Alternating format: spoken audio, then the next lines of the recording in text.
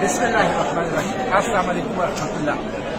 मैं अपने 150 साथियों के साथ उर्दन पहुंच चुका हूं और अल्हम्दुलिल्लाह 5-6 दिन इसराइल के बदनामी ज़माना नेगेव डेजर्ट जेल के अंदर रहने के बाद हमें रिहाई मिल चुकी है।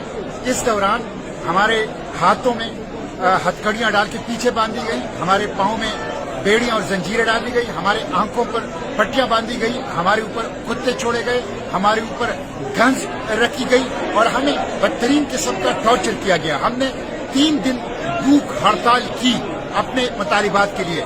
No access to air, no access to drinking water, no access to medication, no access to life, किसी किस्म की चीज तक हमें रसाई नहीं थी। एक बदनामी जमाना जेल था, लेकिन अल्हम्दुलिल्लाह हम रिहा हो चुके हैं और फलस्तीन की आजादी की जिद्दोजहद जारी रहेगी। इस नाकाबंदी को हम तोड़ेंगे, बार बार इसके लिए जाएंगे, गजा को बचाने के लिए कोशिश करेंगे और जो जेनोसाइड के मुजरिम हैं उन मुजरिमों को कैफर किरदार तक पहुंचाएंगे इंशाअल्लाह।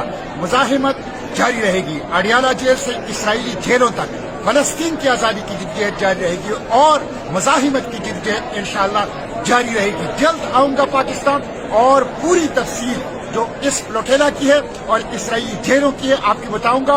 लेकिन अपनी इस जद्दोजहद को अक्सा की आजादी, फलस्तीन की आजादी, गजा की आजादी तक जारी रखेंगे। इसराइल के खात्मे तक हमारी ये जद्दोजहद इंशाअल्लाह जारी रहेगी। पाकिस्तान जिंदाबाद, फलस्तीन जिंदाबाद, पाक फलस्तीन दोस्ती पाइंदाबाद।